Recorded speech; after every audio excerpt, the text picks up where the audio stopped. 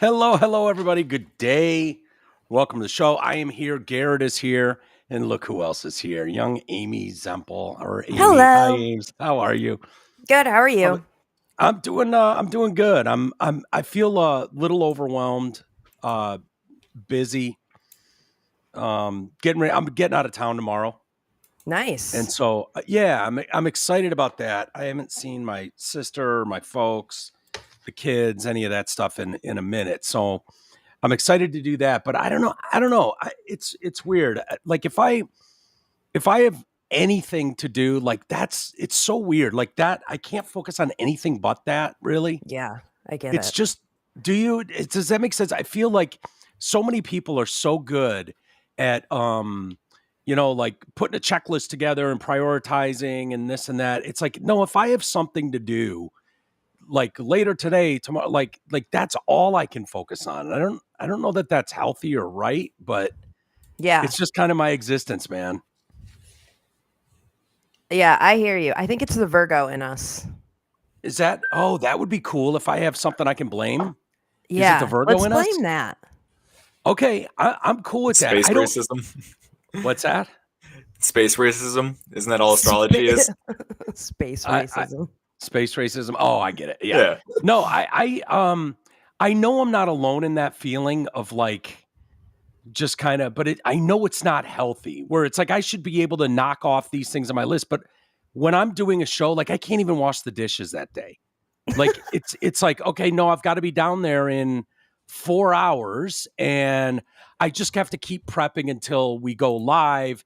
And then once that's done, I can worry then about whatever else. Like I can't, it's just, it occupies all my world and space and it's shitty. It sucks, but it is what it is, man. What are you going to do? But it's I get it. great to see you. You look happy. You look great as Oh, always. yes. Thank you.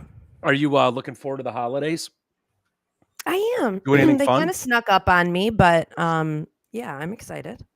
Yeah, yeah. I'm excited too. I'm excited. Cece, I had this was a problem. I had to take her to go to the groomer today, and I had to take her to the vet the other day to get proper vaccinations so that she could go on the road trip with me and all that. Nice. So she Wait, looks is she go on the awesome. plane or are you driving? I'm driving. Oh, Yeah, okay. How long's the because drive?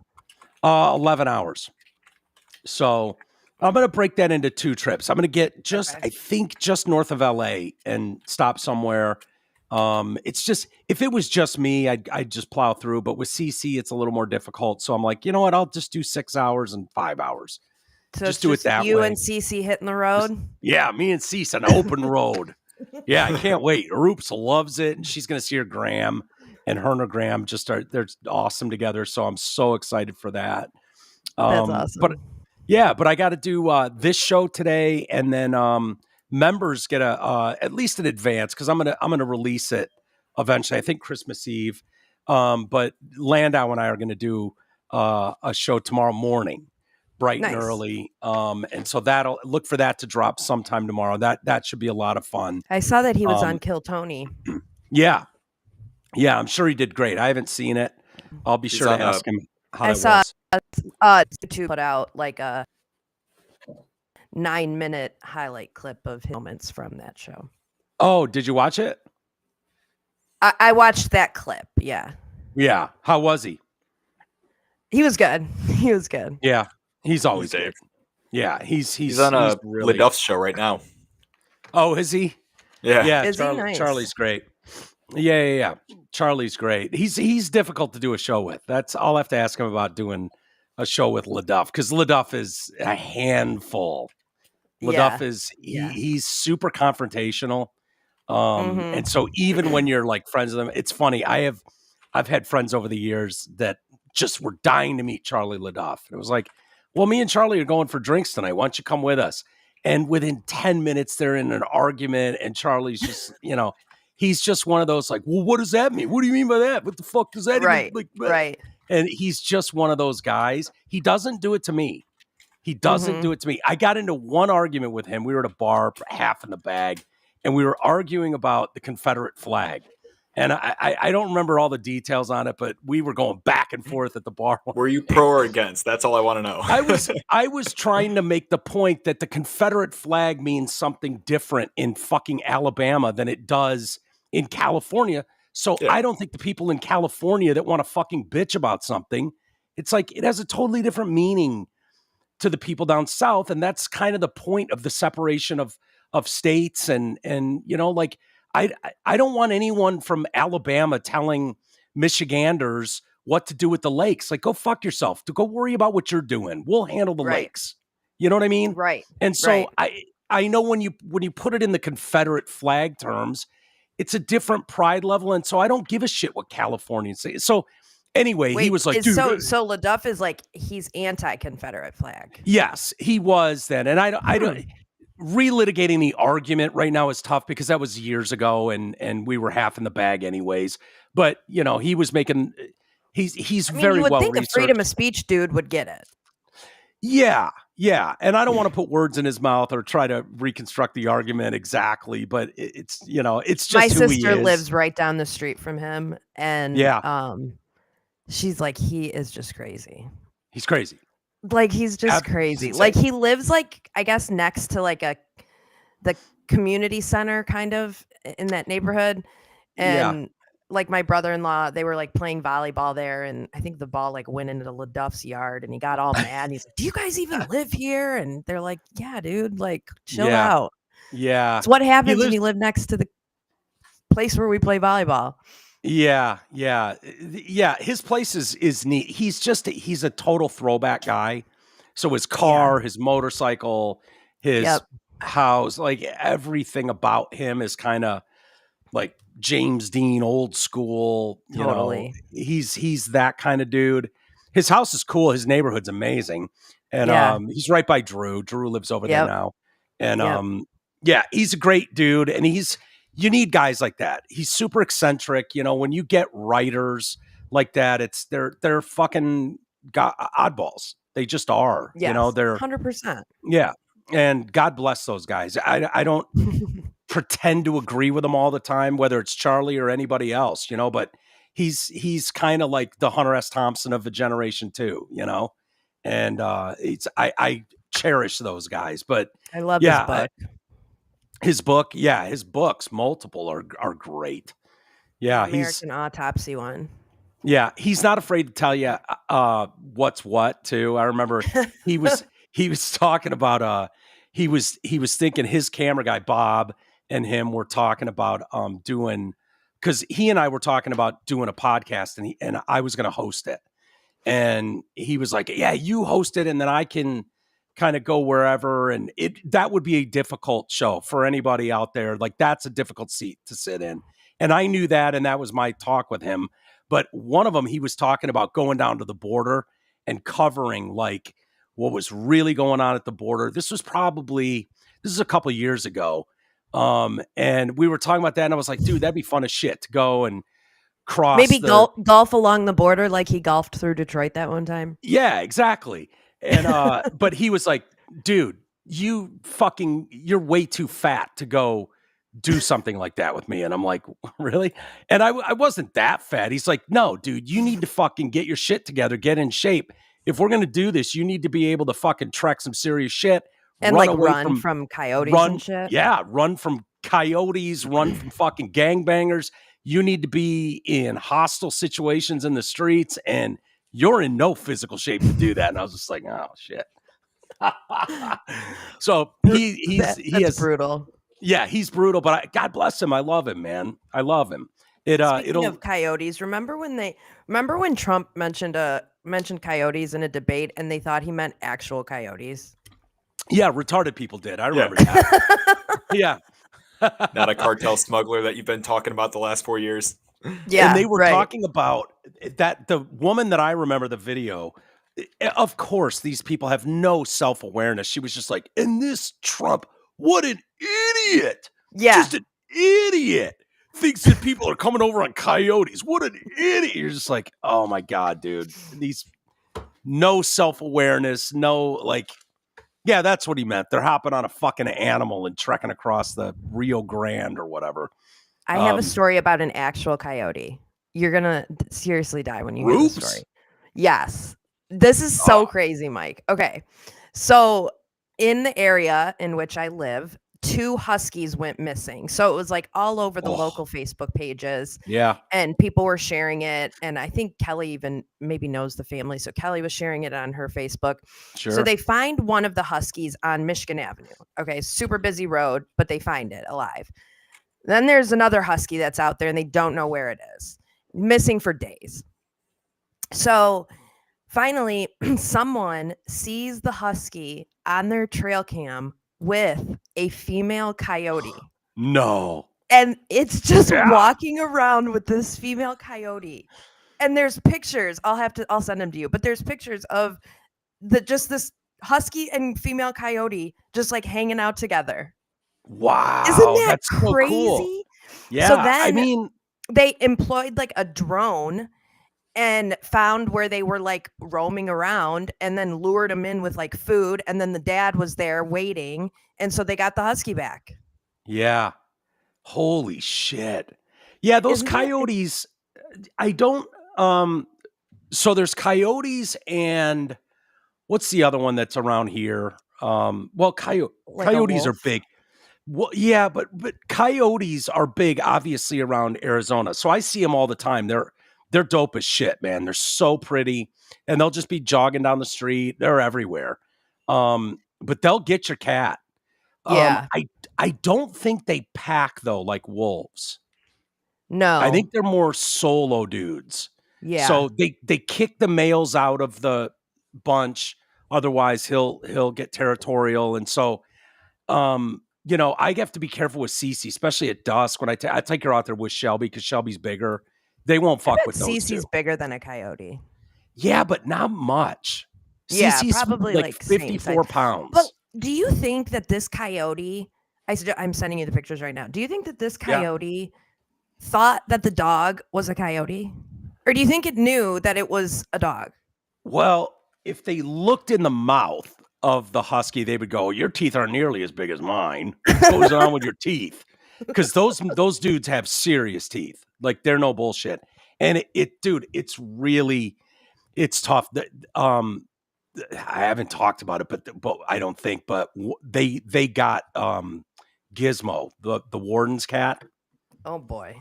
And like best friend cat, like one of those. And, you know, a few months ago, and yeah, they're bad motherfuckers, man. And Gizmo was an asshole. Gizmo was one of those cats that you didn't fuck with. No, I mean, for some people, for her, it's still 6 months later. It's the biggest nightmare on earth. Like pulling out imagine. That's Christmas horrible. stockings, dude. Pulling out Christmas stockings, and there's like. Wait, did they find the cat? Oh yeah. Well. What was left of it? They found like a heart and a spleen and a dude. No. Oh yeah. Like tearing and get what they want. No, Mike. Yeah. Oh yeah. Yeah. Brutal. I would I would literally never recover. Yeah. Yeah. And if you know the warden and her relationship with his cat, like I've known it forever, and I'm just like, your cat's an asshole. Fucking cat's an ass. You'd walk by and this thing would swat at you. She loved it about this cat. Like that was what made this cat. The warden's sick. So, you know, that was like the joy she got was watching this cat be a dick to everybody. And so it's crazy, but it's like, oh fuck. Well, I would never wish that on anyone, obviously. That is so fucked up. But yeah, I go out there. I took Cece out a couple weeks ago, and those Javelina pigs had come back, and there's like 50 of them. And Cece's like, fucking new friends. Like every animal she's ever met is her best friend. Yeah. And so in Michigan, like the neighbors are walking dogs and she goes and plays with them. And so she's like, look at Dad, I found some new friends. And I'm like, no, dude, no, get away from those fucking wild pigs. Are you nuts? And the coyotes, that's my biggest fear, is that Cece's going to see one and chase it. Yeah. But I don't think they would go after. I think she's probably, unless they were really hungry, like if they were really desperate. Yeah, honestly, I think my understanding of coyotes, like bigger dogs like that, they would be kind of scared of them. Yeah. Or just like not fuck with them, you know? Yeah. But Do you think, is it possible that that husky impregnated that coyote? Is it possible that that coyote is going to have half dog babies in the spring? There you go, Garrett. Google that. I could see you already typing. Is it possible? I mean, they're dogs. That's what I was thinking. I mean, we breed in mixed breeds like crazy. And if it's a guy dog, it's going to absolutely try and bang it. Look at the pictures I sent you. Oh, okay, let's see. Oh my God, dude. Interesting. So yeah, huskies and coyotes can breed. The offspring is called a coy dog. Oh my God, dude, that's hilarious. Yeah, they're just hanging out, they're buddies. And it has to be a male husky and a female coyote. Okay, it happened then. It happened. There's probably a coy dog running around. Track that coyote. Yeah. Until the spring. So you sure that I'm pretty sure the coyote's not fixed, but the dog isn't? Oh, yeah, that's true. I wonder if the dog is. What is that, neutered? I don't know. Is it spayed or neutered? Neutered with the males? Yeah. Why were they always lecturing us about that on The Price is Right? I don't know. Yeah, he had a real hard on for that. That was always weird to me. Like, do they just want to stop the recreation of animals? Yeah, I think it's the wild population that runs amok. And so these cats and dogs don't end up with families and they're loose on the streets and trying to control the animal population. I think that's what Bob's point was. I can't say for sure. I think that's what it was, though, trying to control the population. I don't know. Who knows? I just always thought that was weird. Yeah, it is kind of weird. It is.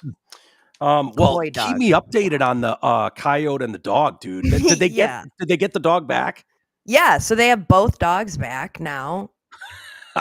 Fucking crazy. Dude, that would have been so cool to catch that coyote and find out if it was pregnant. Like, how cool would that be? I know. And like they used a drone to like follow the dog and the coyote. And I feel like they didn't need to use that drone to follow the coyote some more. They didn't? Well, I don't know. Like, I have so many questions that I didn't get answered from the Facebook post. Yeah. I need more answers.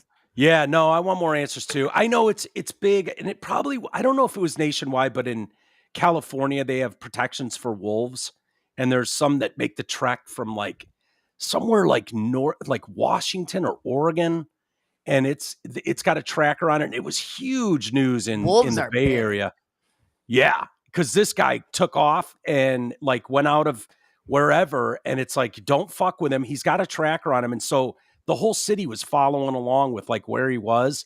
And this motherfucker, he did like a 2,000-mile trek in no time. Wow. He's crossing the freeway. He's like, he's everywhere, man.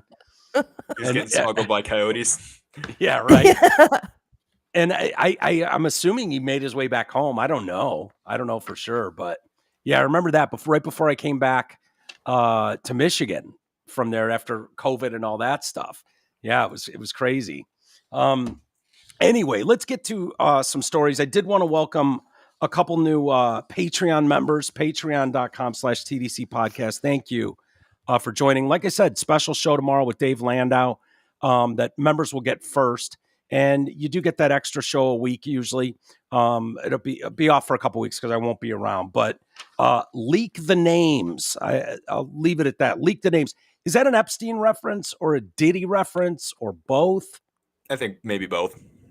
Right? That's what Leak the Names means, right? It's a great name. But yeah, I don't know. I'm assuming Epstein. Probably. But I want Diddy's list too. But Leak the Names, great name, and thank you. And Margaret Bargardi. Hello, Margaret. Maggie. Yeah, that's a Maggie. I used to have a dog named Maggie. I know what you're going to ask. Is she hot? I don't know. Probably. I don't know. One of our listeners, most likely. Yeah. Thank you, Margaret, for becoming a member. Hope you enjoy the show tomorrow as well. I mentioned Charlie LaDuff calling me fat, too fat to go on a venture to do a show from the southern border. I'd still probably be too out of shape and too fat. So don't you fucking like live right there? Just walk over there.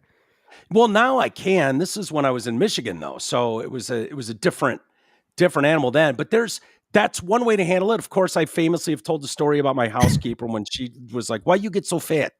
One day, just like first thing she said to me, "Why you get so fat?" And I was like, "Fuck off, bitch! What are you talking? Like, you don't say that to people." She's it's not funny, Amy. And I was just like, funny. "Yeah, nice to see you too," and she's foreign. They don't care. Foreign women don't give a shit. She's why you get so Nope. fat. And Charlie LaDuff he might as well be a foreign woman. He was just like, why you get so fat? San Francisco has a different policy with the fat as the Department of Public Health.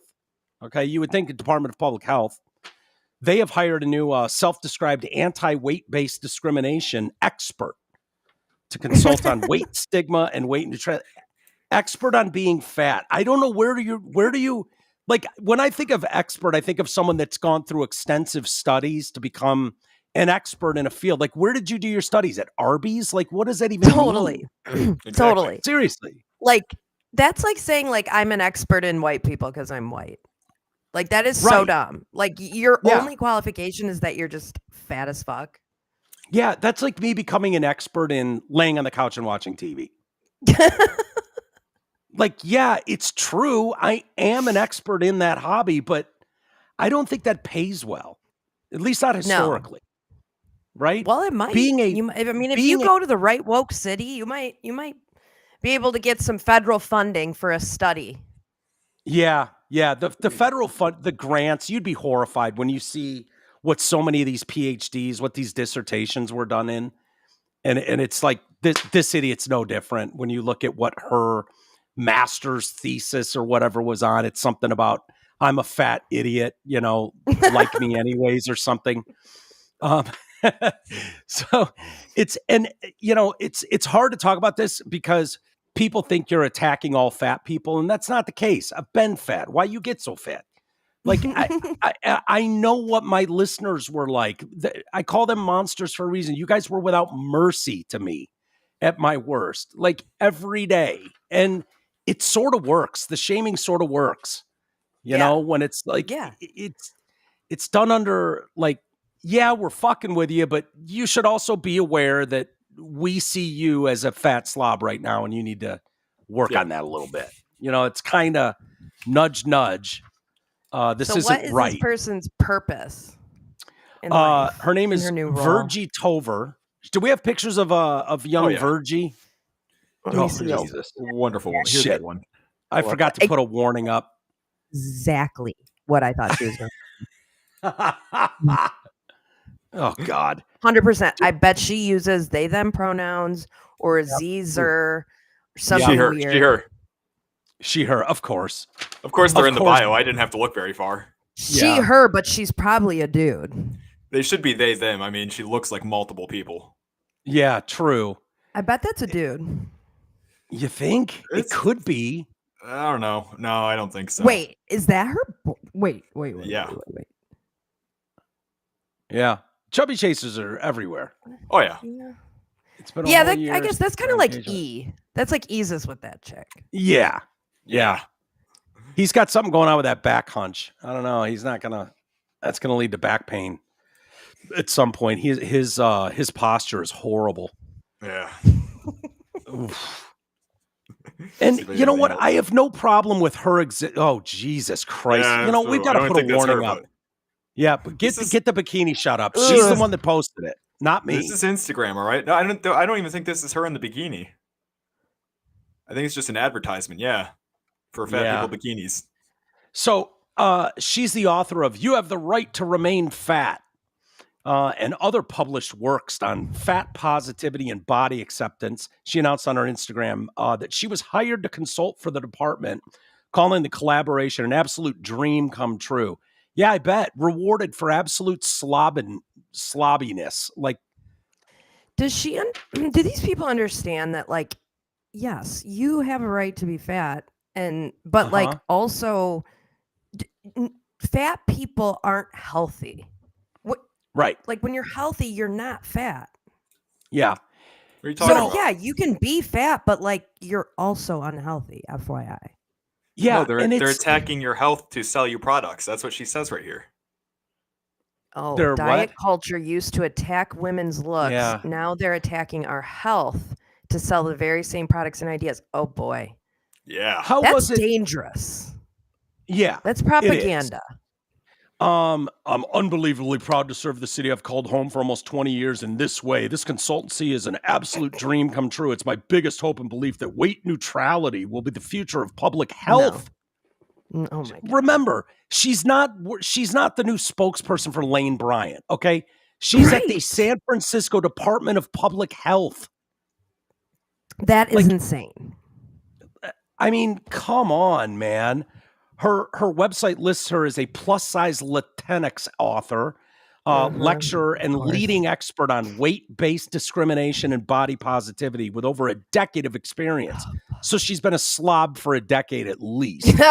How to Is it- host a size-inclusive Thanksgiving. Oh my, yeah, have more food. That's More how you food. can host a size-inclusive Obviously. Thanksgiving.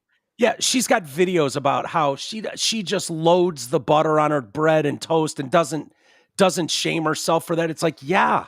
She is going to be dead in 7 years, Yeah. max. Her website lists her as this Latino lecturer, expert on weight-based positivity for over. She's a contributor for Forbes, where she covers stories on the plus-size market.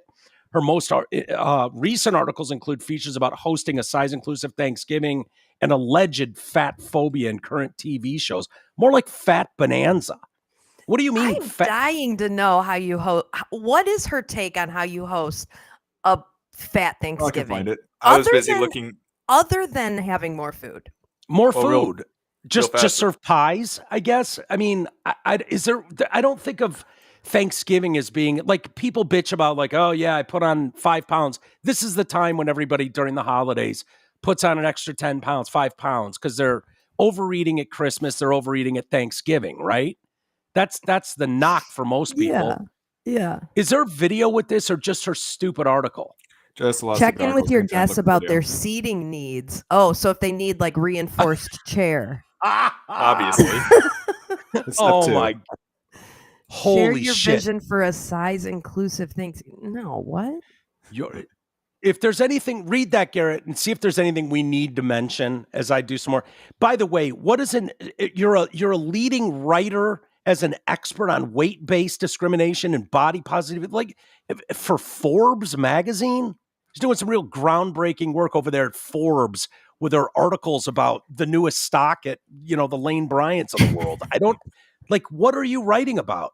I That's sat down, incredible. I gorged for breakfast, gorged for lunch, and gorged for dinner. Loved Yeah, and me. I can't figure out, but it's so weird. I have high blood pressure and my cholesterol sucks, and Yeah, I'm I diabetic. can't walk up the fucking stairs. But Dude, when my glucose levels were out of control, right? And I ballooned up to 240. And I've told the story many times about how I never was like overeating a lot. I wasn't eating healthy, but I wasn't overeating. And so once I got on proper medications, Januvia and Jardiance and others, like it fell off in a month. In 2 months, I'd lost all that weight and I'm back down to what I was before. And my blood sugars are normal. But when I ballooned up to that, I can't, like, to people that have never been like really obese, like a lot of us have, if I could lose 10 pounds, like that's not what I'm talking about. When your body is taking on weight that is just drastically more than it should, like the amount, like you feel so lethargic, you feel like everything is a chore. Every aspect of it is a chore. Like putting on a seatbelt, standing up from the couch, sitting down, stability when you're walking, every aspect of it. You're gassed walking to the trying to walk to the end of your block. Like it is like your body is screaming at you that this is a fucking problem, screaming at you. Like that's the reality of it. So I don't have a problem with fat people. Fat people have existed forever. And it's like, I don't want anyone going, ha ha, when you see a fat person. These are the people that I have a problem with. It's these people. Have they existed forever? Dude, I remember in science class in 7th grade. There was one like fat girl in class. She was the most outgoing, funny. I remember having to dissect a frog, and I was horrified at taking a scalpel to a frog. And she was like, "I'll do it." Jumps in there. She wanted to get it. I mean, it really kind of fit the mold. And she was huge. And it was like clearly, you're talking about the 80s. This is a glandular issue with this child. Nobody else. But it was like, it was like, I don't even know, dude. There was like one or two. Yeah. Like, usually I would go out to LA or I would come out to Phoenix, and everywhere you went, it was just like, holy shit, look at these beautiful women everywhere. LA was back just in the day, like our grandparents and great grandparents, were people fat? no. Fuck no. No, they were skinny and they were wearing like fucking tailored suits. Yeah. My dad bitches about this because he's going to bitch as soon as I get to California, because my mom will make me all my favorite dips.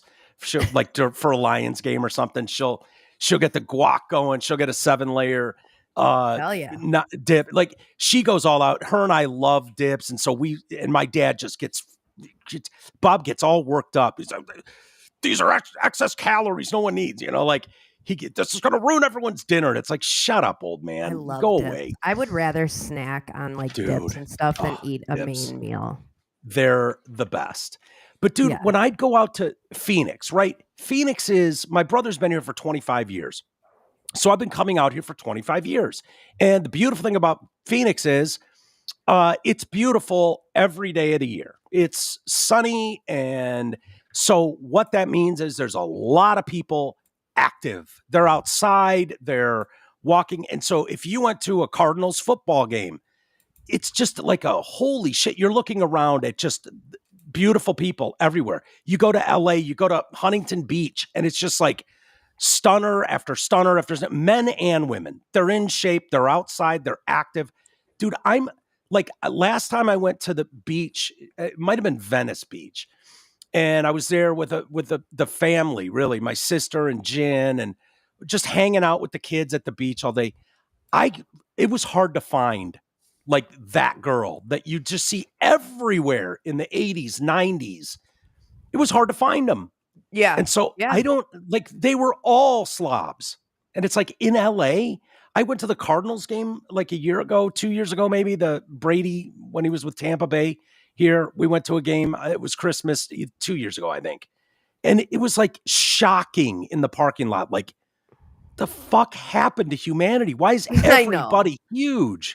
I know. And it's just like, I don't know, man. But it's what this does to healthcare costs in the long term. Like, it's one thing to be a little bit overweight in your 30s or something. Like, when you start getting into 40s, 50s, 60s, like, dude, that is not going to be good.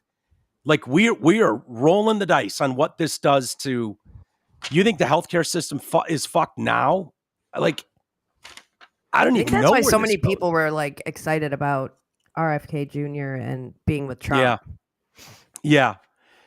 I think you're right. I really hope. Are you still thinking that, there's a chance that this is going to be really great? Are you worried at all yet? No, I'm not worried from his perspective, but I am a little worried that the Democrats are handling this so well. Yeah. Like, that weirds me out. Makes me feel like they have something up their sleeve. Yeah. Oh, I don't even think Trump is safe, to be honest with you. I don't. Yeah. I said in the beginning that he doesn't walk into the White House, and if there's a possibility you could make that a reality, it might be really hard now, but I think there's in no way is that dude safe. If they could take him out, they would. Mm-hmm. We'll see. I hope I'm wrong. It'll be interesting. Yeah. I kind of agree with you. They're putting up all kinds of roadblocks. They're doing everything they can to it just shows you who these people are, and I'd feel the same way if it was the right trying to stop, if the country overwhelmingly voted in one direction. It was like, okay, well, I guess we're going to go this route for a little bit. Hopefully these people know what they're doing. I wouldn't want all these roadblocks put up to make it super difficult, Yeah. So we'll see, but they're not going to make it easy. I mean, that healthcare industry and the food industry are as problematic as the big war machine and all the rest. And so they are not going to welcome with open arms people like the Doge Committee or certainly RFK. Certainly not. Right. You know, they want you to shut up and not worry about what we're doing. So it'll be interesting to see, you know, what they're able to get away with. But, you know, this push for body positivity, this game we're playing, you know, with this idiot here at the San Francisco, again, Department of Health. You know, of course she's based in Seattle and San Francisco.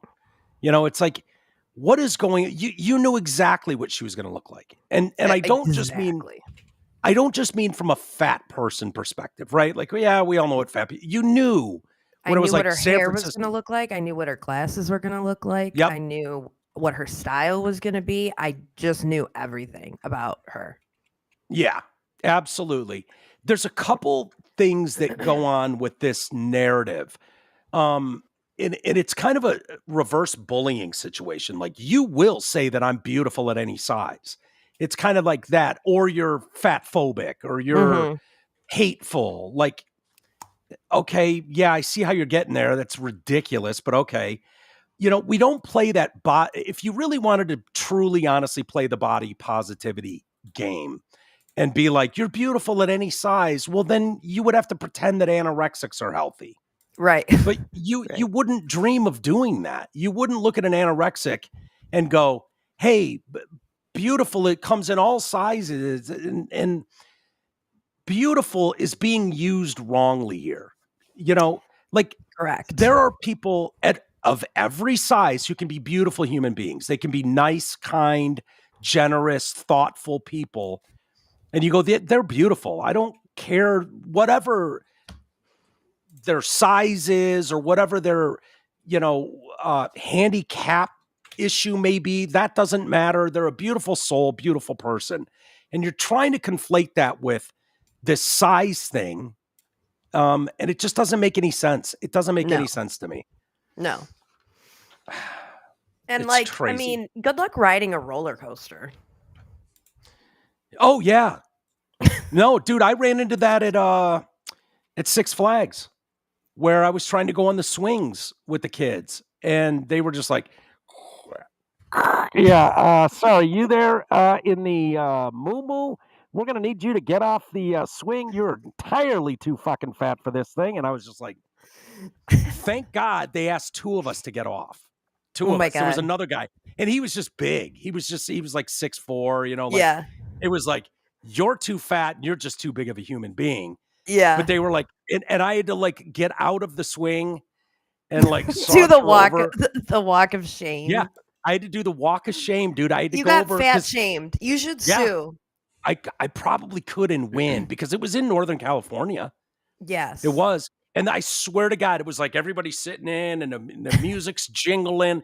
And I had to go, I was wearing sunglasses and they were like, everyone take your sunglasses and your hat and hand it to the booth lady over there. And it's like, okay, we're going on the swing ride. And I hand her my sunglasses and then they're like, oh shit, sorry, we didn't see Tubbo sneak past the line. Hey, fatso, go collect your shit and get out of here. You're not welcome on this ride. And so I had to make the walk of shame over to the booth while they're like, all right, any time now, Tubbo, we're trying to get this thing off the ground. And I had to saunter over and collect my sunglasses and go over and my my sister's like, what's going on? I'm like, I'm too fat to go on a ride. I don't want to talk about it. That is legit the walk of shame. Yeah, it was horrible. That's brutal. Horrible. Yeah. There's a new, I think it's new documentary. There's a couple of them, but the parents of the volleyball player who got blasted in the face playing against a trans player. Do you remember that story? I do. I always thought that story was kind of fake. Like, really, was she that injured? I mean, it sucks. She got, we've all been tagged with a ball. She was pretty fucked up. She was. Turns out she was. There's a documentary about this. Her name's Peyton McNabb. She was 17 at the time when a ball was spiked by a trans opponent, struck her in the face, threw her to the ground. She was left unconscious. left brain damaged and paralyzed on her right side, which ended her dreams of getting a volleyball college scholarship. It's made it difficult to walk without falling. Now, in the hopes of raising awareness about the competitive advantage from biological male athletes and the advantage they can have, Peyton and her parents are sharing their story in this new documentary, Kill Shot, how Peyton McNabb turned tragedy into triumph. And, there's been very little talked about this story. I've never seen them talk about it, but Pamela and Daniel McNabb speak for the very first time of the guilt and frustration they felt as a result of this incident. Do we have the documentary there or part of it? We can play. Yeah, I got the video you sent me. Yeah, I sent you like a 15-minute video. Or 20 minutes. I don't know if this is the full documentary, but start at the beginning, Garrett, and the first couple minutes will just kind of give you the introduction and show you the play too. That's the thing you sent me for the volleyball right there. What? It's 14 seconds of the actual hit. Oh, is that what I sent you? I should have sent you. Okay, we can just watch that. What platform is this on? Twitter, like the documentaries on Twitter? I saw it on YouTube, and but when I sent this to Garrett, I didn't know if that 20-minute thing is the whole documentary. I haven't watched it all yet. I only watched a couple minutes and then I saved it. So, but YouTube, you can see it. It's called Kill Shot. If you look Kill Shot documentary, you'll find it. Go ahead. Here's the play.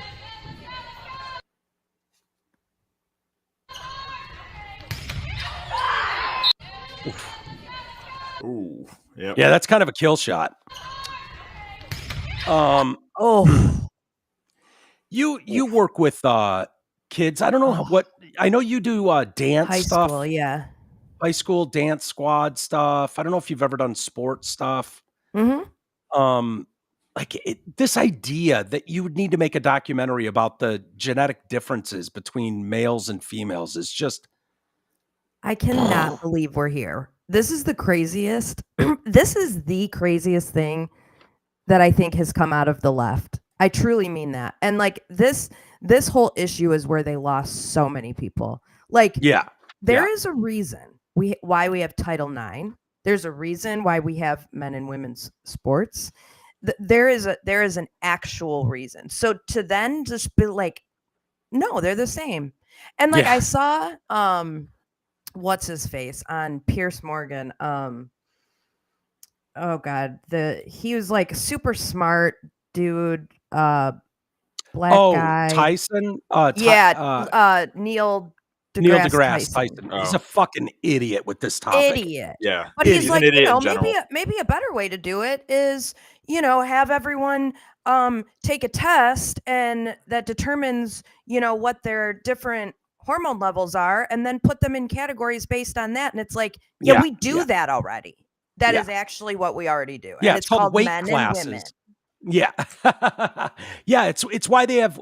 His argument is, well, there are some women who are better than some men.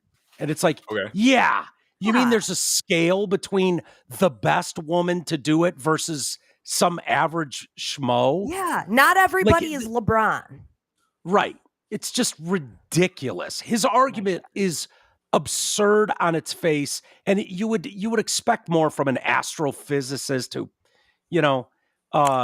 who would seemingly know. And I don't know if he's being paid to have this point of view. It just doesn't it flies in the face of all science. And you would think that someone at that level would be the loudest one going, hey, you know what? You can feel any way you want, but I'm not going to back that up with biology. Fuck off. Yeah. I just saw a picture of Dwayne Wade and his son that turned girl. Yeah. And literally almost as tall as Dwayne Wade, if not taller. Yeah. And all I want in life is for that child to go into the WNBA. That is the only thing that I want. Yeah. Yeah. As Drew would say, if I could use my genie wishes on that, I would. Yeah. It's not a bad one. That would be, imagine that. That's a great it's call. All this it was all this plan that he had from the very beginning. Okay, my kid is definitely not good enough to make it to the NBA, but Yeah. My kid could dominate in the WNBA. So maybe I transition him and then just throw him in that league. And the truth of the matter is the WNBA is changing because of Caitlin or whatever, what's her name? The chick Clark. That's Caitlin Clark. Like, there's real money there. There's real money being made. If Dwayne Wade's son daughter goes in there and absolutely fucking puts up 100 points a night every night, so awesome. He probably could. Like, if you did that, hilarious. People would watch. But like, I mean, it's just, look. I would just love to see the pretzels that people would twist themselves into to tell us why it was unfair that Dwayne Wade's son was playing in the WNBA. I think it's turning. I think this election did a lot to turn a lot of this shit around, in that it's not going to be as just like widely, like, you're not going to get the cover. The problem has been that you had the cover from media, from entertainment, from big industry. You're not going to get that cover this time through. And so when there's another side of the argument that is able to write shameful articles or have real discussions about this stuff, they're not going to feel so much love, fake love, that they do. That the Peyton McNabb's parents, because this isn't a new thought that they had, right? Them saying, detailing the moment, my first thought was, is she going to be okay? And then I was mad. I was furious because we all knew this was going to happen. Did I think it would happen to my child? No, but we all knew. Everybody talked about it. Everybody knew that something was going to happen. I would never, ever let her play today if I knew what I know now. That is not a new, like, wow, oh, it all makes sense now. No, they just didn't feel comfortable saying that out loud. They got cover from everybody to pretend like you didn't all know what happened. Look, I played a lot of volleyball growing up. T-Roy, Jay, me, like, we played a lot in the summer, every day, hours a day. When we weren't getting fucked up, we were playing volleyball, beach volleyball, twos. And like, there's no way. And occasionally there'd be like a barbecue picnic or whatever. And they'd have volleyball out and there'd be 6-on-6. We played pretty fucking competitive 2-on-2 beach volleyball, signals, the whole works, and absolutely tried to beat the shit out of each other. If I could smash someone in the face with a spike as hard as I could, that was my goal. Fuck you. We're winning, like, hardcore competitive. That's the way you played. When I went to, hey, we're up north for the weekend having beers and girls are playing, boys are playing, I would never, ever wind up and try to pound a ball at one of the girls. Never. I wouldn't even, like, it's off the table. We all knew. We'd set it up and then just kind of dink it over the net. Like, yeah, if I wanted to fucking destroy you and maybe paralyze half your face, I probably could right now. Your reaction time's not going to get out of the way, and I might break your nose. And if one of the guys did do that and planted one in one of the girls' faces at one of our barbecues, he would have been shamed without mercy for it. Yeah, and could probably have been charged with, like, assault. Right. Like, that's just the reality. Like, even dumb, competitive boys knew, like, no, you don't fucking leap a foot over the top of the net and absolutely full force blast a ball into a girl standing 4 feet away like this. Wait, like, no. I wonder if they sued the school district over that. They should. Yeah, they should. For sure. I mean, doesn't the school bear some sort of responsibility to protect? 100%. Yeah, like, I don't know what it takes. One lawsuit going, like, you had to know this sort of thing was possible when you put them, or I don't know. That's a sort of a blurry line because, your kid breaks his leg playing girls soccer or boys soccer. Just, like, oh, my kid got hurt on your watch. I mean, it seems like a lawsuit would be coming. I don't know. At least something that would be settled. It's probably covered in the paperwork that they sign when you get on those teams. They always have a whole legal thing like, hey, we're not responsible for your kid's injuries. Yeah, but I feel like I don't know. What? Yeah. It would be interesting because obviously it was somebody from a different school that did that, right? Because they were playing against each other. Yeah. Right. I What got you're the seeing documentary, too. time and time again at the college level and the high school level are these stories coming out, and the communities all know. Oh, we're playing, Western this weekend, and they have 2 trans women on their team. And they all know, and there's been a bunch of schools lately that have pulled their teams, college girls teams that have yanked their team and said, we're not doing Yeah, this. against San Jose State, they had a dude Right. playing for the girls. Exactly. And if you've ever seen competitive male volleyball players, and when you're talking about the collegiate level, like, dude, just stop. It's crazy. It's what insanity. are we even doing here? And what's so crazy too is like the SEC swimmers who had to swim with not SEC. Yeah, it was SEC swimmers who had to swim with that Leah chick. Leah Thomas. Like they were told you have to deal with it. Like if you have issues with Leah being in here, that's a you problem. Like you need to seek out therapy. Yeah. And what's her name's life is still in danger. She's still, I mean, they come after her with Riley Gaines. They still come after her with pitchforks and fucking torches. Yeah. You know? I mean, it's just so, I mean, ask Chloe Cole what it's like to go, oops, I made a mistake after catastrophic damage to herself as a 12-year-old. They hate her as much as they hate Riley Gaines.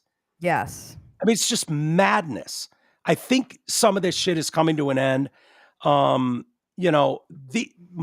said it all along, like, sorry, ladies, you're going to have to keep taking it in the tits for a little while longer until actual fucking adults step up and go, absolutely not. Unacceptable. Yeah. No, I have a responsibility as a parent to make sure, and it's crazy to me, as much as we coddle these kids, like, here's an actual like threat for real. Yeah. And you're just going to be like, look the other way on this one. Are you nuts? Right. It's never made any sense to me. Women struck by balls hit by trans players are reporting that the balls are traveling a lot faster and with a lot more force than anything they've previously experienced. Yeah, no shit. Duh. I mean, like, I feel like we're just in bizarro world, man. Like, and that doesn't mean trans hate. Let's be clear about that. They're two separate categories. Right. Exactly. Did you see, of course you did, the shooting at the Catholic school? I did. Yes. Young Natalie. Yep. Rupnow. Did you happen to read her whatever manifesto? I didn't read her manifesto, just that she hated guys, basically. Dudes. Patriarchy. I don't know. Do you know, Garrett, have you looked at that at all? Do you know if that, thing that's going around, I think I sent you a Twitter or an X I got it here. Do you think that manifesto is real? I don't think the police have said, I mean, it sounds real. It sounds like someone, why does everybody have a manifesto? Yeah. Because they're entitled. Everyone who does fucked up shit have a manifesto. And I envision every manifesto looking like E's diary. Misspelled, poorly written, shitty handwriting. I give her credit. She dropped some hard R's in this one. She did. She dropped. Yeah, she did, which is, well, this is fucked. Let me just say, the parents of Natalie Samantha Rupnow are now being investigated for any negligence they may have been guilty of, could have led to this. Authorities raided their home. Natalie's dad has been compliant with the investigation. They're trying to figure out if Jeff and Melissa had any involvement or contributed to Natalie's action, which left 2 dead, 6 injured. I think some still critically. The parents have been cooperating, and there was no indication of a crime so far. It's far too early to say if Jeff and Melissa will dodge charges. We don't know nearly enough yet. Police have been looking into how the 15-year-old killer got her hands on the gun she used. at the Catholic school. Federal and state laws generally outlaw anyone under 18 from possessing a firearm. There are exceptions. Minors are allowed to have a gun if they're using it for target practice under adult supervision, for use in the armed forces, or for hunting. But yeah, that's, I mean, kids are going to drink too. They're going to smoke. They're going to do a lot of things. I mean, they've got, those parents have Karen McDonald and Oakland County to thank for the possibility of them 100% charges because everybody knew that was going to happen. That was big, it's man. Such a slippery slope. And, where do you draw the line? Like, if your kid drinks alcohol and gets in your car that you bought for them, that is now turns into a weapon, and get into a car accident and kill somebody, is that your responsibility? Or is the only weapon that we're holding you responsible for a gun? It's crazy. Well, you've opened Pandora's box, is what you've done. Yeah, you really have. That case in Oxford opened Pandora's box to this sort of thing. It's interesting. Sure. They've got a pretty decent appeal, those Oxford parents. Have you heard about that? No. So it was recently, how there were 2 teachers. I think it was like the assistant principal and the counselor that had interacted with Ethan on that day. And they just sent him back to class. Mm-hmm. The Oakland County Prosecutor's Office basically gave them immunity for a day. They gave them a proffer agreement that says, whatever you tell us, we will not use it to prosecute you. So they told them everything, whatever, but the Oakland County prosecutors never turned that information over to the defense. So the defense had no idea that this happened, that they were basically said, anything you tell us, we're not going to use it to prosecute you, which is a pretty big deal. Like, you have to turn that information over to the defense so that it goes to that person's credibility. Like, you're saying all this because you want to stay out of jail and you want to put the blame on, Jennifer and her husband. So it's pretty interesting. Like, it's a pretty big non-disclosure. And so, I mean, I don't know if and when it happens, but they filed an appeal, and it should be interesting to see. They might get a new trial out of it. I mean, I don't think they're going to get let out of jail, but it's also really crazy to me that, like, they charged him as an adult and then held the parents responsible for what their minor child did.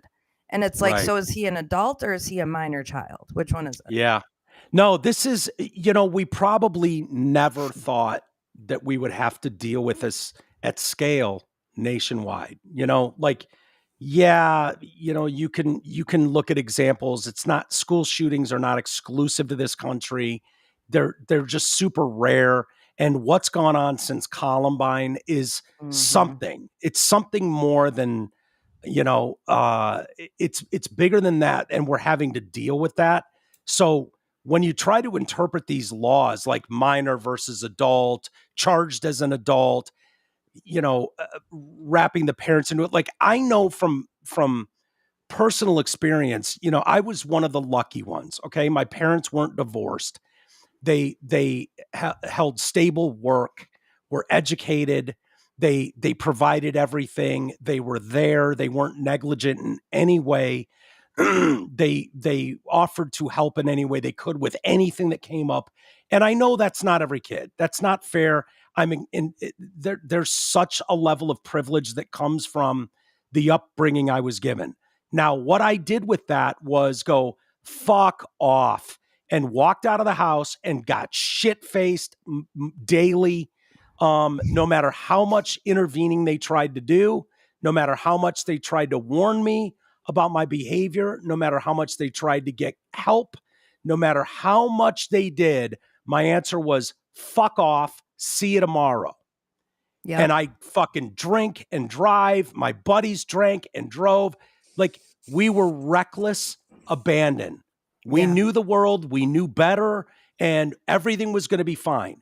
So when I think in that context, it would be very easy had I gone and wiped out a family of 5 while I was drinking and driving my dad's car. To go, these fucking parents, blah, blah, blah. You're like, it would have been really unfair. That's how it would have been painted in the media.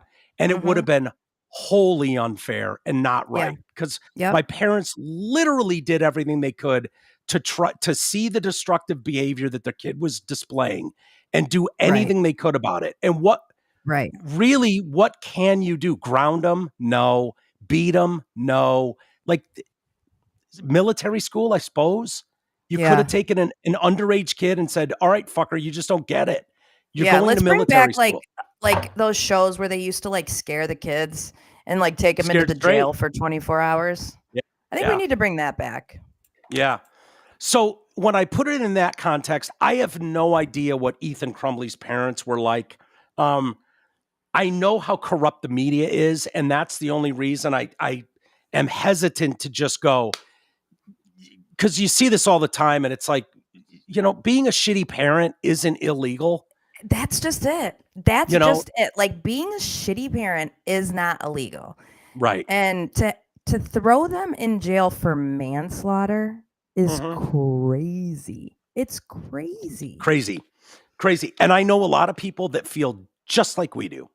Yeah. Just like we do, that are like, they're, they know right from wrong. They know Black Lives Matter is bullshit. They know fucking, cops are usually right. They understand, and they're like, fuck those parents. They need to be in prison for what they did to this community. Like, a lot of people in Michigan know that feeling. Yeah. And I get it, but well, and like, okay, sue them into oblivion. Like, take every penny that they're worth. They're sitting in jail. Yeah. Jail. That's crazy. But if you think about it, I don't know. If you think about like South Side of Chicago or any place the Democrats are in charge. Yes. Let's say just any city where the Democrats are in charge. South Side Chicago is a perfect example. Right. We throwing those parents in jail? Are you going to throw those parents in jail when their kid goes out with his fucking gang loser buddies and fires randomly and kills a fucking 3-year-old in a stroller? Right. You're going to throw the parents in jail for that? Because that's kind of what you're talking about. Like, you knew your kid was a piece of shit. You knew he had access to a gun. You didn't do anything about it, and it led to this. Yeah. Like, is that where you want to be? I don't know. I mean, and maybe the country would vote and go, absolutely, you're responsible for that kid until they're 18 years old. And if they commit some, crime on that level, you can be prosecuted for it. Like, that seems kind of crazy to me. What's that? That's insane. Yeah. But like, also, new rule, if your kid is obsessed with Columbine before they graduate, DM, you have to step in. Like, nothing good has ever, don't get me wrong, I've watched my fair share of Columbine documentaries because I do find it fascinating, but I'm grown, I'm mature, and I'm out of high school. If someone in high school is fascinated with Columbine, it's time to step in. Yeah. Yeah, it's because 100% of the time they become school shooters. Yeah, it seems that way. I sort of look at it like, to this generation now, they wouldn't have even been born when Columbine happened, right? Columbine was in 98, something like that. 99. So to those people, is Columbine just a story? Is Columbine just a historical thing that happened? Yeah, and they're heroes in that incel world. But I know people too that were, their thing was, the warden, for instance. The warden's a good example of someone who just loves Halloween and horror stories and horror movies and horror books and like blood and skulls and skull and crossbones on sweatshirts. Like, that's, how is that any different than me, like with Motley Crue or some Kiss fan with Kiss and blood and like, is it different? Kiss didn't go out and murder people in a high school. Yeah. So like, when you're worshiping, the people you're worshiping are school shooters, like the first school shooters, and you're like really dark and wearing trench coats and shit. Like, I'm just saying, someone needs to, if I were a mom, I would be like, something's going on with you. And it's more than just you like Halloween. Yeah. No, I know what you're saying, but I always fear like what the overarching is of that. I disagree It's like because these kids. What? I was disagreeing with Amy because in high school wore big coats, lots of safety pins, probably a KMFMD shirt. Like I was really into those bands. And if I got profiled I got profiled as a school shooter almost every day of my life in high school. I never had any intentions of anything. I never had any issue with anything. I did have emotional problems. I was going through some bad times in high school, but I would never take it out on the other students. And that's where I think it gets weird, where I feel like if they profiled me like that and just started treating me like that, it would have made me more ostracized from all my peers and probably a lot more angry. Did you worship Columbine? I'm not saying I worshipped Columbine. Nobody really worshipped Columbine, but my friends and I would all make jokes about stuff. I mean, obviously, we have a sense of humor. We're going to make dark jokes and stuff. Yep, we would I could see that shit for like sure. That. It's like the conversations would happen, and people would watch documentaries and be interested in stuff. But none of my friends or anyone around me did that. We would be interested, but we'd never think of even trying it. Yeah. Well,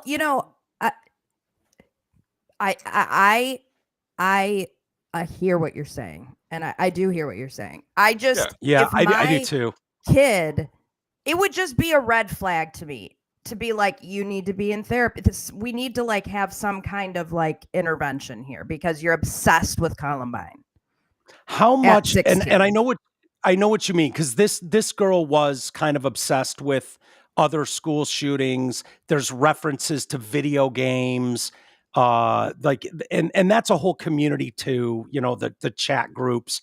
It's kind of a newer generation thing where they're into certain games and characters, and then there's crossover between certain bands and these historical school shooting events.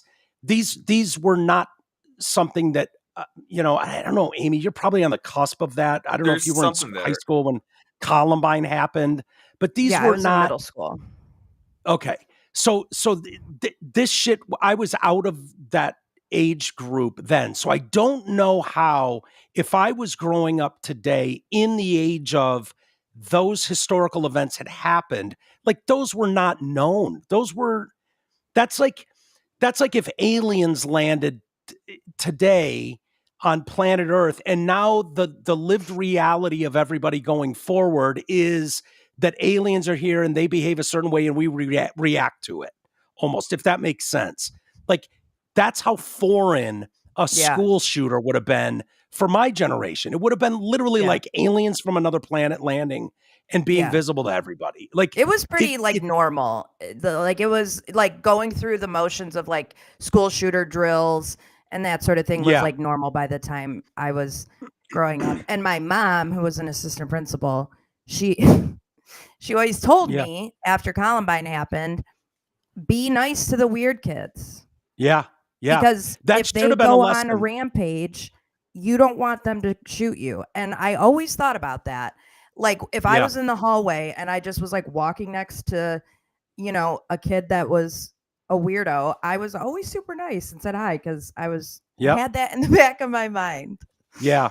Well, profiling sucks, but it does. There's a reason for stereotyping and profiling. There's a reason people find it funny because they're familiar with it. You know what I mean? Like, all of that stuff matches. Like, I remember goth kids. I remember dirts, jocks. Yeah. Like, they all had their thing. Now if it was, we were seeing like star football players in their high school are going on these rampages, what would you do? Would you take every kid with a varsity letter jacket and put them under scrutiny? Because that's almost the level you would have to do, because there's lots of kids that regress. And I don't know how that would work with high school age girls and boys, if it was like the level of getting into their shit you would have to do. Because if they're writing this stuff on message boards with friends, like, in reality, how much are they going to like let mom in? And then what's the reaction from that? They're going to fucking do it somewhere else if they have to write. Like, that's part of growing up, is the privacy. Yeah, but this is, I guess this is what I was saying about, this is kind of what I was trying to get through about new rule. If your kid's obsessed with Columbine, you need to have an intervention. Like, if my kid, I knew that my kid was obsessed with Columbine and they were showing different signs, and maybe I was profiling my own kid, that I'm taking their phone and I'm reading their shit, and I'm reading, and I don't care if it's invasive. I just don't care, because at the end of the day, my ass is now on the line for you if you go off and shoot your high school up. So I'm going to read your fucking text messages, and I'm going to read your bullshit blogs, and I'm going to see if you have anything planned, because I'm not going to jail for you. Yeah. Well, there's another layer to that, though. Like, a lot of times, like, I could ask Mike right now, like, Mike, do you know how to operate Discord? Yeah, I'm familiar with channels. Discord. Yeah, no. But, like, try and say that to the general parent. They don't know how to get in there, what channels to look at, where the groups are and stuff. It's like, it can get hidden pretty quickly. I don't think a kid's talking to their parents like, hey, Mom, I really like Columbine. It's such an awesome little thing. They're not telling their parents this. No, it would be hard. It's getting harder for parents to find it. That's why the Ethan Crumbley case was interesting, because it looked like such overwhelming neglect. Like, this was so obvious to everybody that but what I see so much is, and I think this is just, there's something natural about it, that I see parents over and over, like in rich parents, poor parents, average parents, attentive parents, non-attentive parents. You see it time and time again where they can make wild excuses for their kids' garbage behavior. Yes. Their kids are showing fucking blaring red signs of trouble, and the parents, for whatever reason, whether it's nature or nurture, kicks in. There's a protective gene that kicks in when it's your child.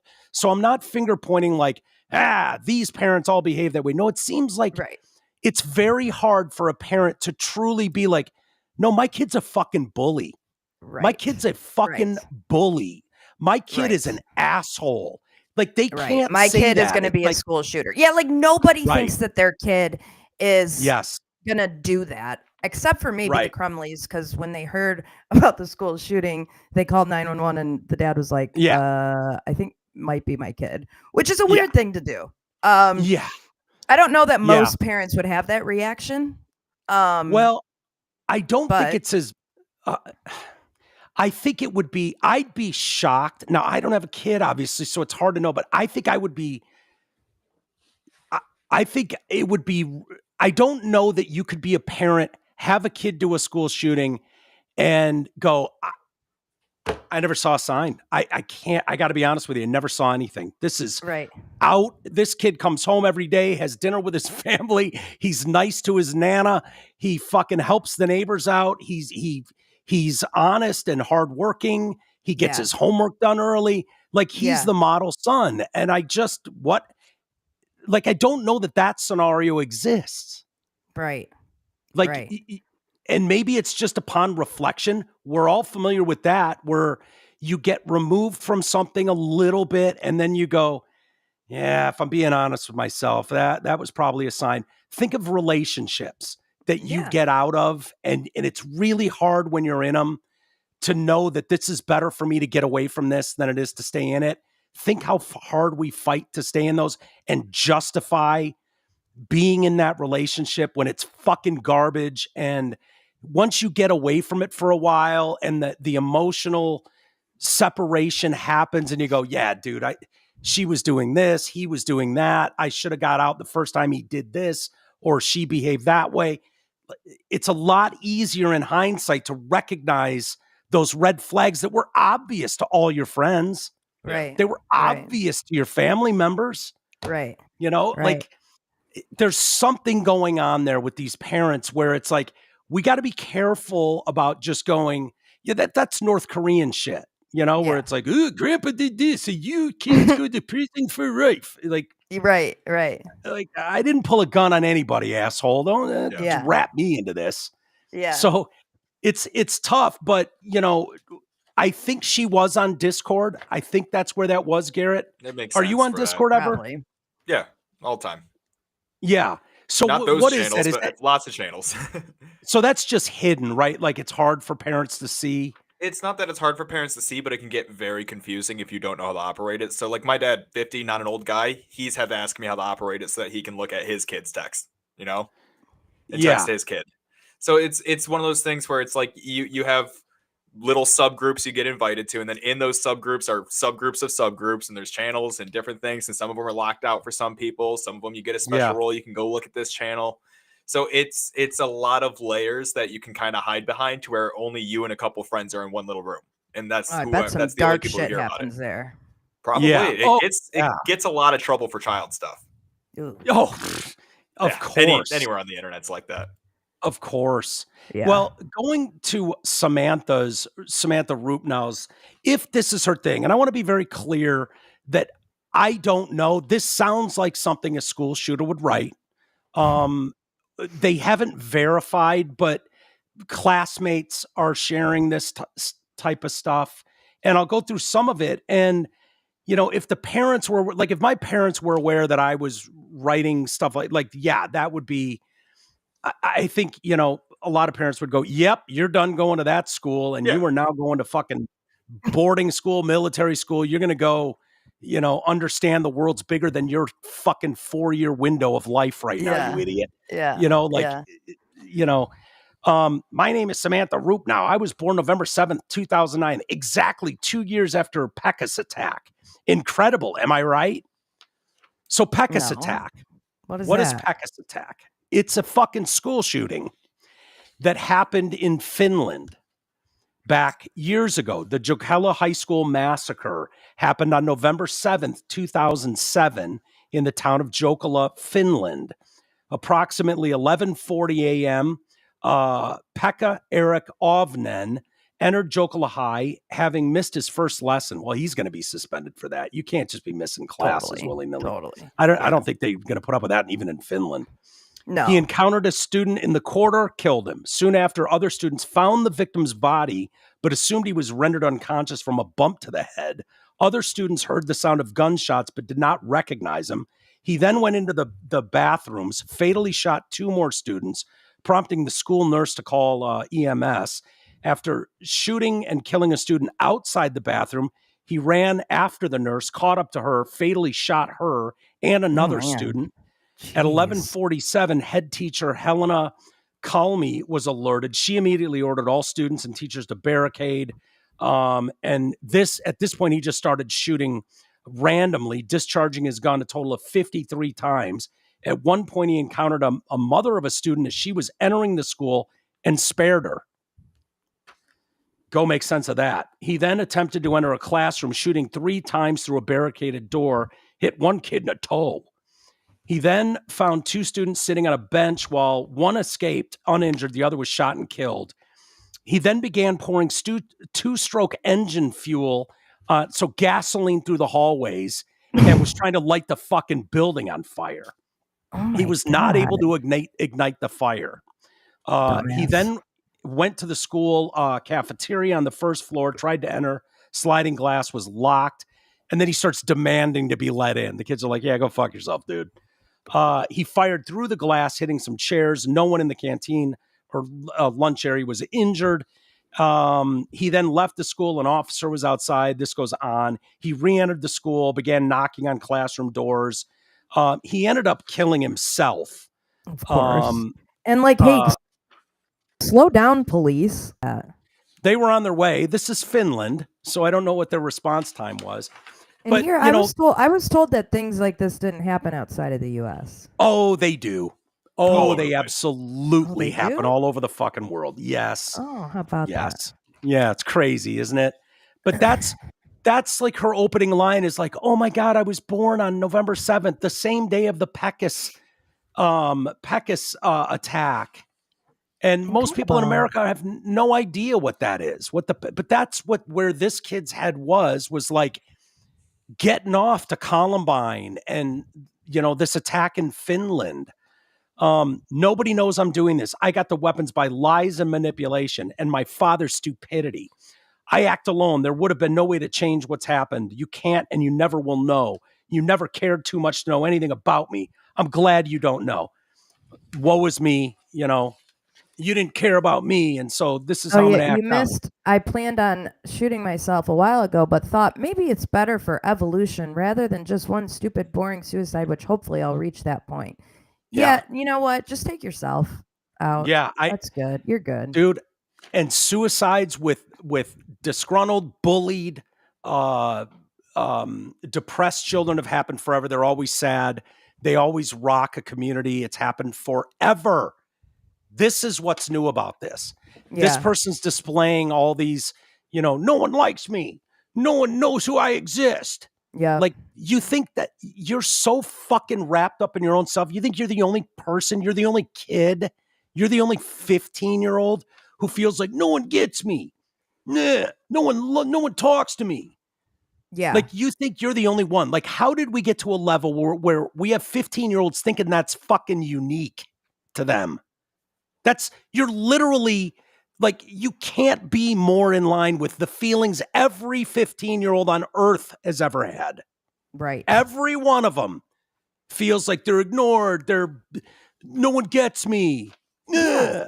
Yeah. That's just part of it sucks. We all go through it though.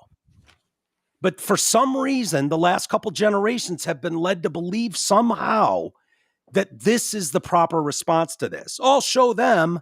Right.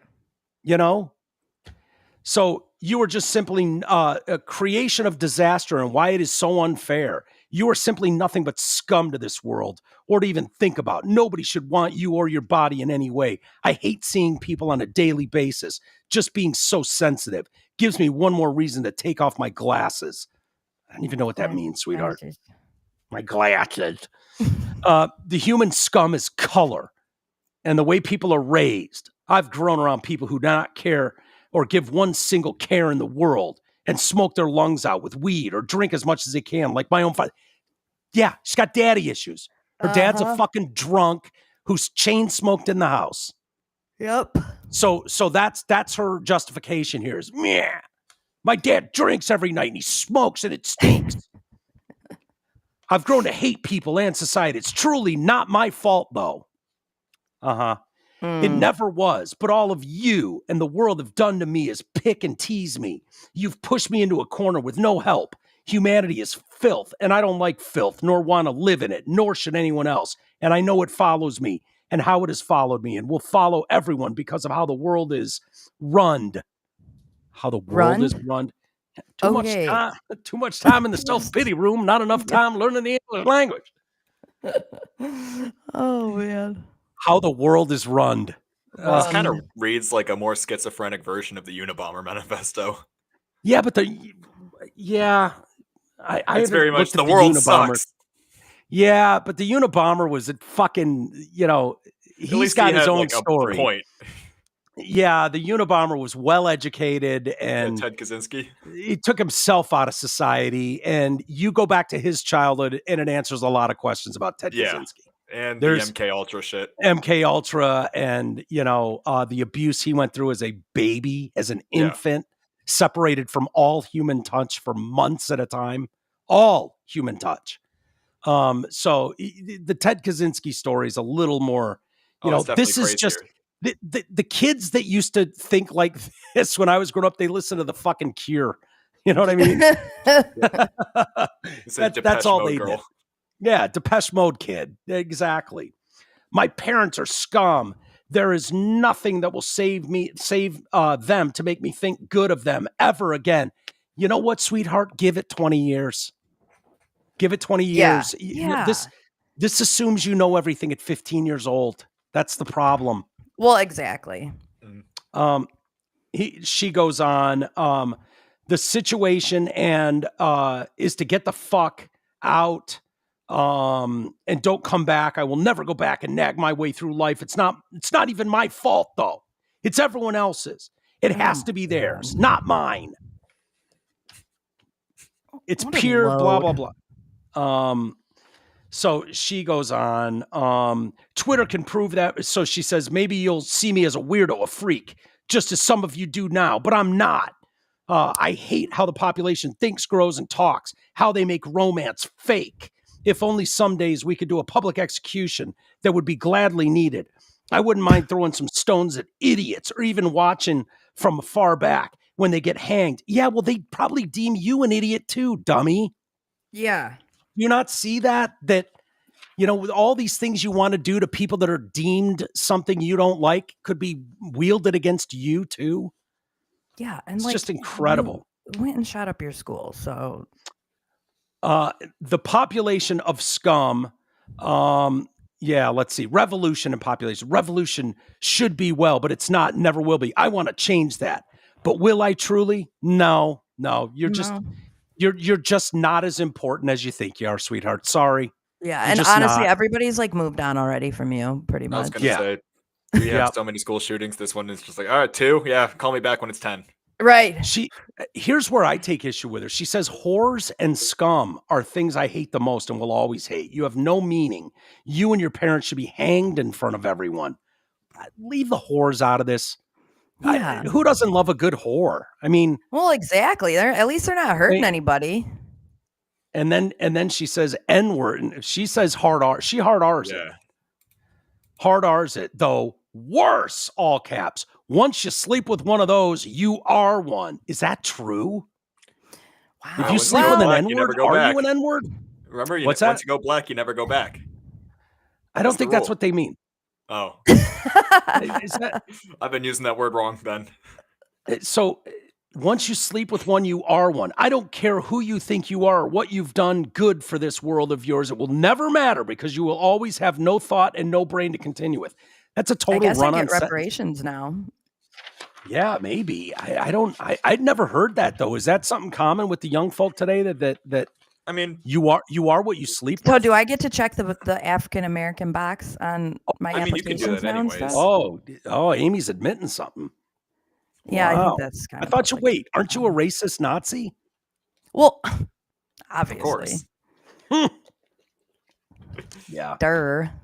I don't know what society does with this. I'm sorry, folks. It's just it's troubling to say the least. And I mean, I'm sure her parents could not have seen this coming. It would not have thought, my kid is gonna go shoot up the school. Yeah. The cop that's investigating this is like, yeah, we need to do better. And I really believe it comes down to so many people don't see their kids in like the way you see other people's kids and their behavior. Totally. They just don't have that ability.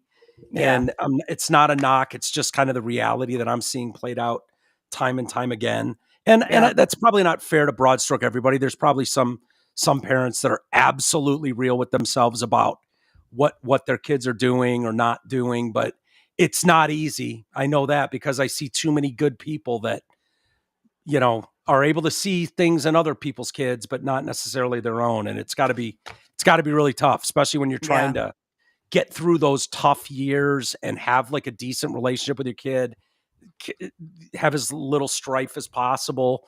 That's not going to eliminate that strife in those years. So, I mean, it tough. helped for me, I guess, and this is something probably all parents should do, is when I got my first cell phone, my mom straight up just said, "Hey, we're paying for this. We're going to look at it whenever we feel like." And I just knew that, having a cell phone. Yeah. It was just a thing in the house. At any moment, my mom would go, "Hey, let me see your phone." And I just hand it over. Yep. Yeah. Yeah. Well, that's what I mean. Like, you just need to stay involved, and It got me in trouble once. yeah. Did you? Yeah, I bet. Who were you sending dick pics to? No. I got a 3 a.m. wake up by getting punched in the chest because one of my friends asked me where I got weed. Oh, yeah.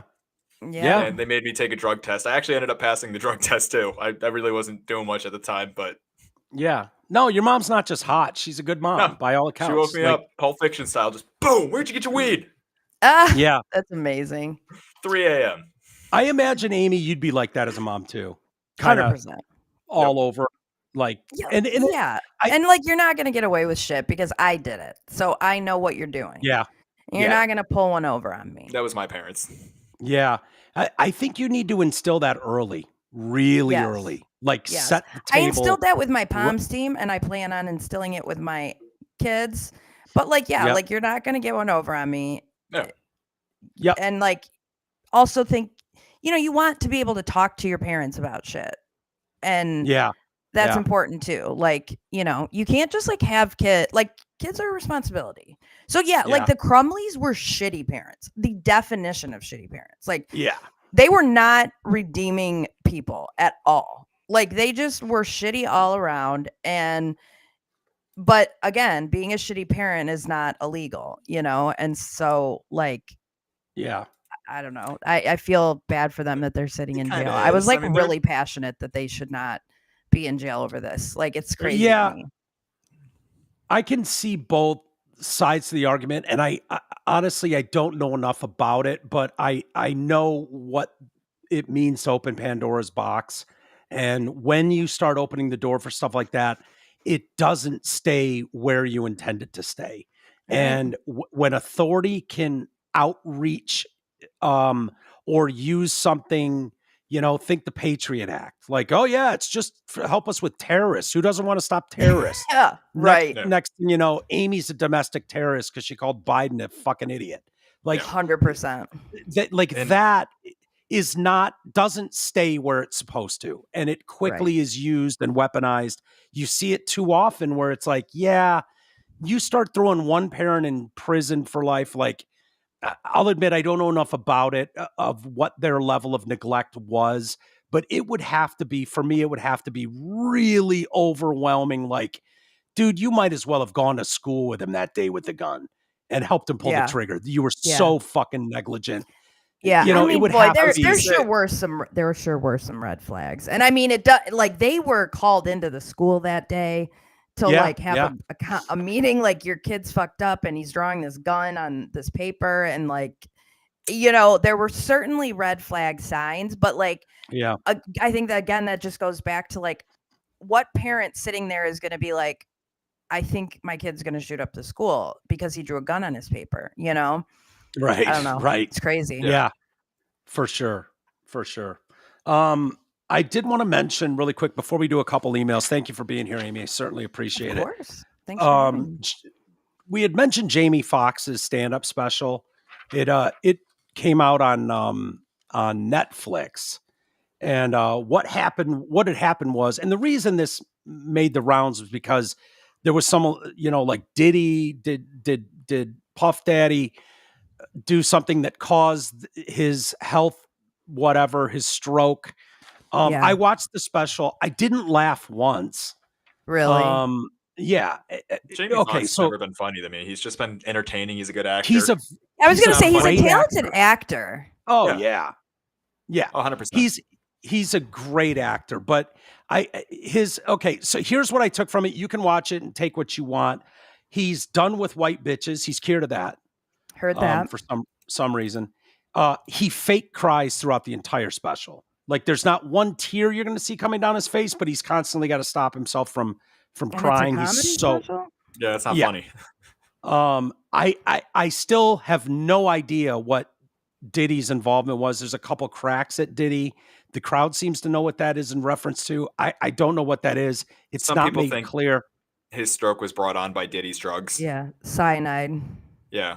Right. But he was having some moment, asked someone for an aspirin that wasn't Diddy, and that goes into a whole thing, and then he passes out, ends up in the hospital. And so he certainly doesn't explain, like, I was at Diddy's and we were rolling around in fucking baby oil, and all of a sudden I woke up in the hot, like, no.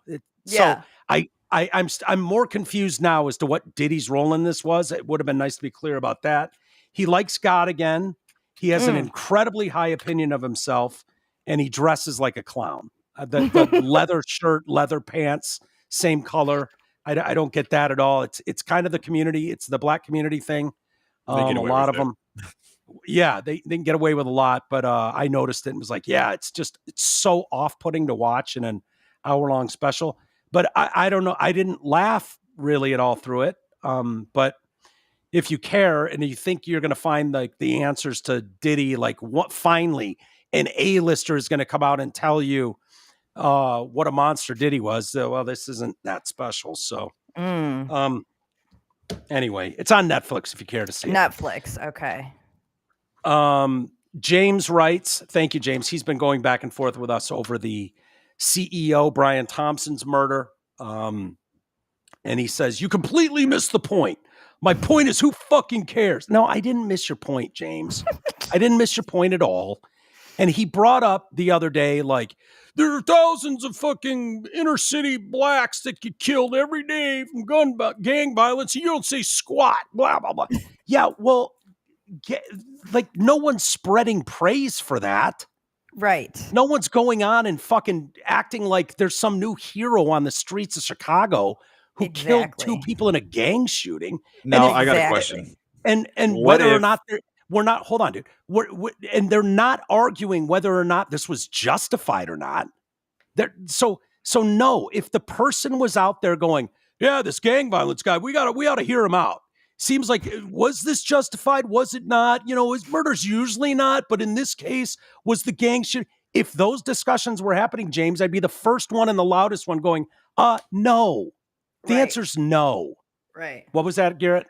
I was thinking, just a thought experiment. What if there was a guy who went out, killed a bunch of gang members, just vigilante justice style, and each one of them had a confirmed kill on a rap sheet, like charged and everything? Would we cheer him on for cleaning up the streets? I didn't have a problem with Dexter. That's what I'm saying. Dexter had a rule and a plan, and he'd done all his fucking homework and research. What Luigi told us, besides he's got nice abs, is that he didn't know shit. He didn't know shit about it. He had no answers to fix it. He admitted it was confusing and he didn't understand it. But he figured it out. He'd just murder him anyways. And also, that's where I have a problem. Killing gang members actually has like a positive outcome. It actually makes change for that area because those violent people are no longer. Now, would I do that? No. Would I cheer it on? No. I think that person should go to jail because you and we just arrest get to gang take members. lives. But killing the CEO didn't accomplish anything. Yeah. The medical insurance industry is still the same. Claims are still denied. Like, there's a new CEO. United Healthcare is still trucking along. They're still making buttloads of money. Nothing changed. Except someone doesn't have their dad anymore. Well, I don't really care about that one, but I could still argue that the gang member. Pathetic, but what if the gang members he was shooting down, they're just going to get replaced by new guys? There's going to be another one, and maybe the next guy's crazier and just likes executing his opposition. You know, it's like they're doing known illegal things, and we try to arrest them. That's the thought, anyways, is that they're not running around free in society, law-abiding citizens. You don't just go murder them in the streets. I wouldn't Brian be Thompson for that.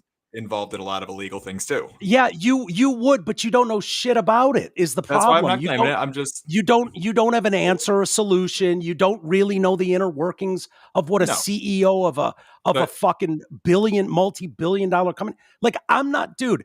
The fact that we're arguing about it is silly. I understand people have this argument. I got a text from Craig Jardula yesterday. Okay. And he's doing a live stream Saturday. He was doing one yesterday, and he asked me, Luigi Mangione, hero, hashtag villain. And I said, fucking villain, dude. What are you kidding me? And he's hero. And so he's going to do a whole episode on it. He's going to do a whole fucking show on it. And I'll gladly go on there with him and tell him how I feel. Like it's just, I don't know what that accomplished to Amy's point. Like you didn't fix anything. It wasn't about the fixing it though. I know I'm putting Luigi out of this. Luigi's a douchebag. I agree with you. I think he's stupid. He had no plan. He really had nothing to go with. What he did was also fucking stupid. But what I'm also saying is I never shot the CEO, and this is a perfect opportunity to talk about these things. And the moment I bring them up, everybody's like, oh, you're a monster who's talking about a dead guy. He had kids. I'm like, fucking Himmler had kids. I want him dead too. I'd cheer that on. Yeah, but you don't think there's a difference between Himmler and a CEO of a healthcare company? That's what I'm saying is I'm not. There's problems with every major corporation in this country. Every one of them. Someone has an argument. Well, what's the conversation? Should we or shouldn't we murder him in cold blood? Like, I don't. Not that we should or shouldn't kill him. I'm just saying that the problem should be.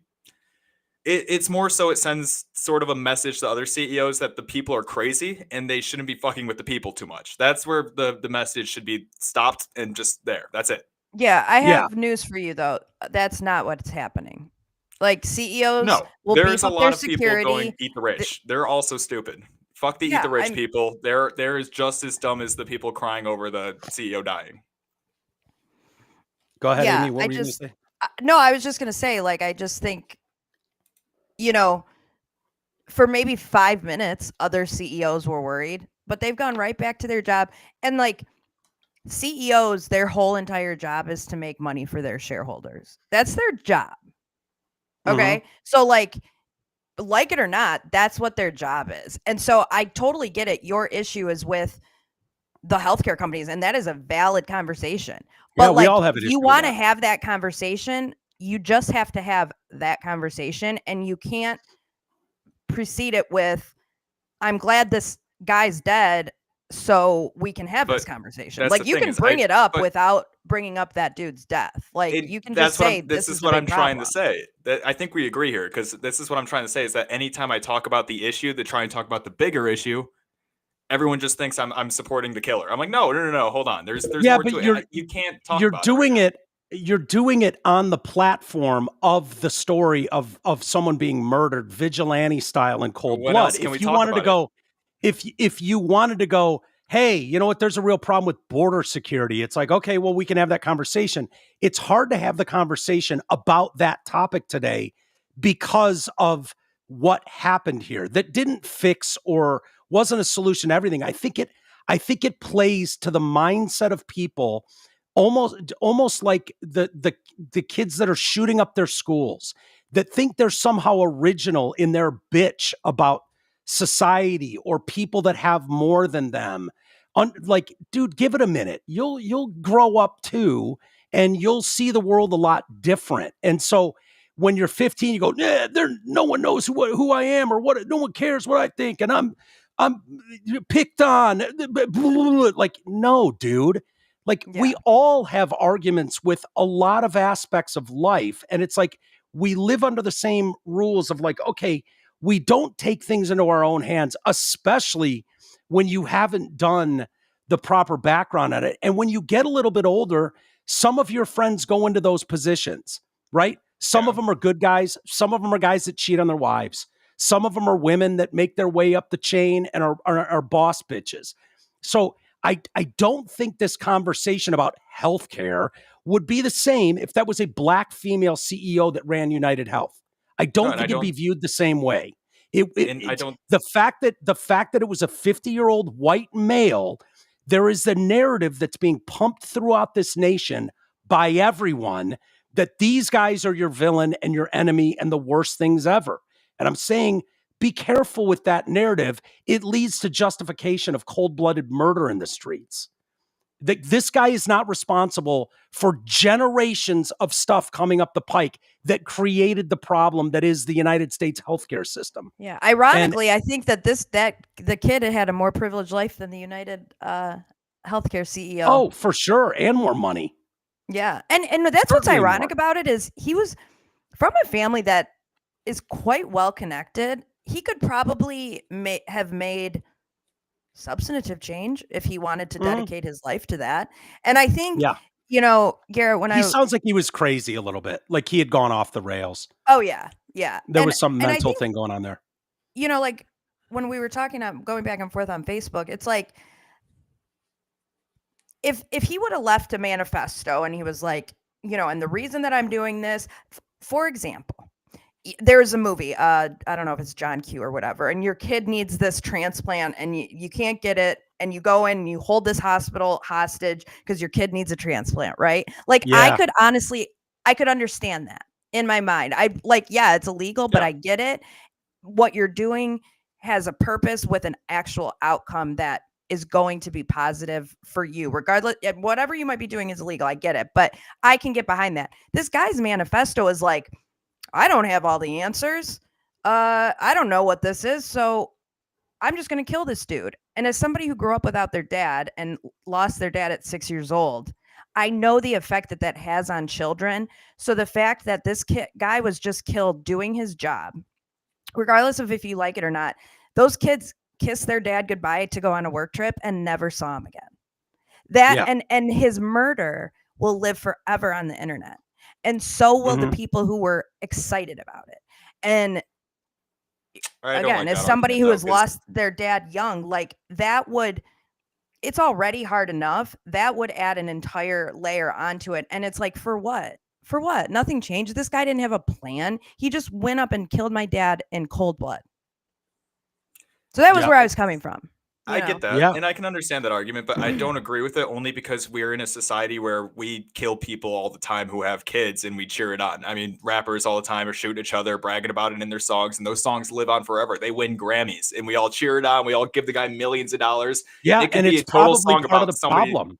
Yeah. It's probably part of the problem. And people, I think there's a bigger discussion here. I think there's a race issue to that where people didn't feel comfortable going, what are these black guys talking about? Like that it's not cheered on the way this is. And the anecdotal evidence that I'm seeing thrown out, just puked out on social media that is going around about like, yeah, fuck that guy. My grandma was denied fucking this pill once. Yeah, I don't care and about that you're like, holy shit, man. How little respect do people have for human life, for the full story and context of people as individuals? Like this just wanton disregard. Like Amy's telling a real story there about a 6-year-old girl losing her father. I had a girlfriend whose father went to jail when she was young and died in prison. And it's devastating. And it doesn't change when they're 16 or 23. No. Their behavior is forever altered. There's a chain link that happens. It's not something I was capable of recognizing when I was a 16-year-old boy, when I was an 18-year-old dating her. I wasn't able to grasp the fullness of that, of the damage done and how that plays out and feathers out. As a young mind, I wasn't able to see that. You know, it's the social media aspect that highlights all this stuff, that gives all these people a platform to feel justified. Like you can always find 10 psychopaths around the world to fucking cheer you on, whether you want to shoot up your classmates or murder CEOs in cold blood. You can find them now. You didn't used to be able to. There's a Discord room for you somewhere. Yeah, absolutely. Yeah. Absolutely. I think I also just have a problem with this. Is like the first time there's a big news story I'm not allowed to joke about. Sometimes it's like I can joke about it with some people, but if I joke about it over here, it's a huge problem. I thought it was more of just like, hey, if it's funny, I'm gonna laugh at it regardless of the situation. Yeah, hey, you can laugh. I mean, shit, I'm the first one to make fun of my dead dad, so you can make fun. You can make jokes all you want. You know, I've seen so many people getting like pearl clutching about this, especially like Trump supporters who are like, we're tough motherfuckers, and I'm like, why are you clutching your pearls, dude? It's not that, dude. That's not what it is. It used to be that there was a level of decorum that we all played by. And then those of us that were comic in nature and fucked around and were dark would make jokes on that, knowing that everybody else went, oh shit. Yeah. What's going on right now is there's legitimate debate over whether or not. So it's all of a sudden the plane has changed. Where it's like, I don't want to be going to bat. I want to fuck around and find the humor in everything too. But at some point you have to look at your society and go, what the fuck are we doing right now? What is going on where seemingly half the people, everything becomes an argument over right and wrong, the most basic shit. Like, what is a woman? Or do we murder fucking people we disagree with in the streets? Like, no, wait a minute. Hold on. We've changed everything. So believe me, dude, I'm the first one to crack the nastiest fucking jokes about everything. And if you know me, and Garrett, you do, you know that's true. People have listened to me do that about everything forever. This is different in a way that, you know, it's hard to even explain. You know, I'm trying to understand where people are coming from, but it's hard to get to that place on this one, you know? If it was like, yeah, it's a murder, everyone feels the same about what we do with murderers, and we all feel the same. And then, you know, this smartass over here is going to find a way to make a joke about it. Anyways, that's different. You know what I mean? If that makes sense. Okay. Johnny Utah, Woke Bay email. Hey, Miguel. I was just wondering if Garrett has a TDC email. No, not yet. There have been times I wanted to email him about a few things, and I don't know if he has an email set up. If so, are you able to share that with me? Absolutely not. Seems like that would be a relatively easy thing to get, Garrett. I've already got one. Yeah. TDCWokeBay@gmail.com. tdcwokebay@gmail.com. Yep. There you go. Oh boy. Is already there any had it. way you can, one of the nerds can get one Let me set make up? sure I Yeah. have it still, That's his. That's not a, not a Walters nerd at one. Detroitcast. It's not a nerd one, but yeah, that you can reach it. Do you really, Mr. Utah, do you really struggle to find, like, get in touch with people? I don't think so. Glad you're enjoying being out here in Phoenix. Welcome. Oh, okay. So he's an Arizona guy. Still hoping we can get together and have a beer one day. He is. I know things are busy with the move and setting up the new studio and all that, but hopefully now that you're a bit more established, we can grab a beer sometimes. I know you're in the North Phoenix, Scottsdale area. I'm all the way out in Surprise. I don't know where that is, dude. I'm sorry. Is that? It's a surprise. Unless it's this person is 5 seconds down the street, this cocktail is not happening. It depends on how far he's willing to drive. Thank you. Yeah, it's so funny. There's a guy here today and he's like, yeah, he was asking me something. And I was like, yeah, I don't know, dude. I'm from Detroit. And he's like, oh, I knew someone from Detroit. And I was like, Cool. well, no one's from Detroit. So what city? Yeah, I'm not really from Detroit. Right. You don't know anyone from like, Detroit. He's like, Lansing. And I'm like, it's felt so good to be able to go, yeah, it's an hour west, dude. It's like, Yeah. Like An I hour tell west people of where- Detroit, but at least I'm in Wayne. You know? But Yeah, surprise. right. He says surprise, and I'm like, I don't know, 10 hours in one direction. I have no fucking clue where Surprise, Arizona is. Sorry. I work in Glendale. I have no idea where Glendale is either, sir. Carrying mail. Oh, he's a mail guy. So I get a little closer to that direction while I'm working, blah, blah, blah. No pressure, just like to meet up and hang out. You know, just a couple Detroiters dude. hanging in Phoenix. Boys will be boys. Talk to you soon, man. Johnny Utah. Thank you, Johnny. I maybe we can do that someday. You're not going to rape me or shoot me, are you? I don't want to be shot in the streets of fucking Scottsdale and then funny. find you guys debating whether or not it's good or bad for society. I will. It's about an hour and 5 minutes. Surprise to Scottsdale. Okay, It's there right you go. around Phoenix. You have to go all the way around Glendale. There's a Oh couple my God. traffic issues within. Yeah, no. Yeah, Mike. There's Amy's a there's realist. She knows me. Yeah. Oh, yeah. Because I'm You the gotta be same willing way. to drive at least the first Yeah. 50 minutes, and then you could probably take over the last 10. Be okay. No, Yeah. What did you say? An hour and 5 minutes? He's going to have to drive an hour the first 5. hour and 4 minutes. All right. Yeah. It's at the Mike end of my. will meet you at the entrance to the subdivision. Yeah, the end of my driveway is usually my rule. Yeah, come on by. What were you going to say, no. Amy? I thought you were going to say something. I was gonna say something, but now I don't remember. It's all right. It's all right. We've gone long, anyways. I've taken enough of your guys' time. Hey, this is the last full live show before the holidays. Have a great Christmas, holiday season, Hanukkah, Kwanzaa, whatever you celebrate. And like I've said, Dave Landau and I will do a show tomorrow. I think it's going to be a lot of fun. It's a little Christmas special with Dave Landau and I tomorrow. And Nice. you Tell him I guys said hello. I will. Is he in Michigan right now? I think he is. Yeah, if he's doing Yeah. LaDuff's show. Yeah. Oh, for okay. sure. That's right. That's right. Yeah. He lives out by In me. fact, yes, he is. He definitely is. And I think I Um, heard something. He's got a show on New Year's Eve in Waterford. Oh, nice. Dave does. Yeah. Yeah, So New he'd be Year's out in our Eve. area. Yeah. Go see him. He's fucking great. And yeah, I got to check out the Kill Tony thing. Yeah. But I'm sure he's great on there. Tony Hinchcliffe does a great job. So It was like a weird thing because it was like this. It was like it's like a live show where people like get up and do like stand up. So and it's For like 1 really minute. long. So I would recommend watching the condensed 9-minute Dave Landau's best moments. Yeah, they Normal draw World put out. names. They draw names out of like a fishbowl, and you get 1 Yeah. minute to see if you're funny. Yeah. And Yes. then, so I'm assuming Dave was a panel guest. Yes. And yeah, those are great. They're some of those He are is better than so others, but funny. they're great. Yeah, He is he's so Yep. funny. he's one of the fastest I've ever seen. He's Oh, yeah. he's just fantastic. So He'll be here but have in Waterford. I was going to say he'll be here in Waterford at the 27th, 28th, and the 31st. okay. At Nice. what club?